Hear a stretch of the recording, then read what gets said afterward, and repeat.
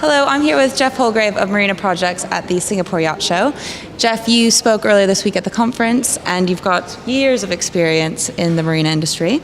I was just wondering, when you look at Asia, it seems to be a complex web of regulations and rules that you need to abide by. And I guess, what is the biggest barrier for entry, both for the clients and owners who want to come here and cruise, and as well for the industry who are trying to make more of an established presence here? I think the biggest problem is the infrastructure and the lack of clarity about regulations. There's no set common standards that people can work to, and so they use various international standards or local standards, neither of which are suitable. So the biggest barrier to infrastructure development is the lack of standards. And is that something that owners would struggle with as well? They can't get the right... I think the lack of regulations generally is difficult to understand. The clarity of regulations. Can they charter, can't they charter? Import-export taxes, all these things put the owner at risk, and so they're very cautious about visiting new places. But how do we solve that? Because I know we were talking in the conference about there's already so many associations out there. So is it that we need one standard voice, or is it going country to country? There's so many in Asia, obviously, to begin with as a region.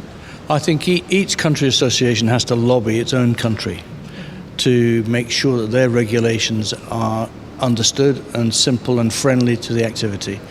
It's not a high priority on a government's list, but the nautical tourism, the indirect revenue, all these things are important in terms of growth. So the industry associations independently and collectively can lobby the governments. Is that something that should get easier then, as it's such a busy port now? It's the busiest port in the world, Singapore. Is that going to help us or hinder us, because now they're focusing on commercial? In Singapore, they have a very good active association for leisure boating and well established. So they have very good programs for youth sailing. And so Singapore as a central hub is really well placed to develop. It can only encourage more and more boats to visit, but the problem is capacity. We're here at 1 degree 15 and it's full with a waiting list. So they need more facilities to be able to generate more activity. Okay, so that's something good for you then, more marinas? Good for us. And then another big topic on everyone's mind with marinas is the size of yachts are getting bigger and bigger. Is that proving an issue for berthing and where they go, where they can cruise? It's just a function of design, really, in terms of creating the facility that they need to berth in. Engineering design, depth of water, but all relatively simple to solve. The difficult thing is the choice of location. Is it a sheltered location? If you have to build big breakwater infrastructure, it's so expensive that it just becomes too difficult and expensive to build that the marina business can't support that.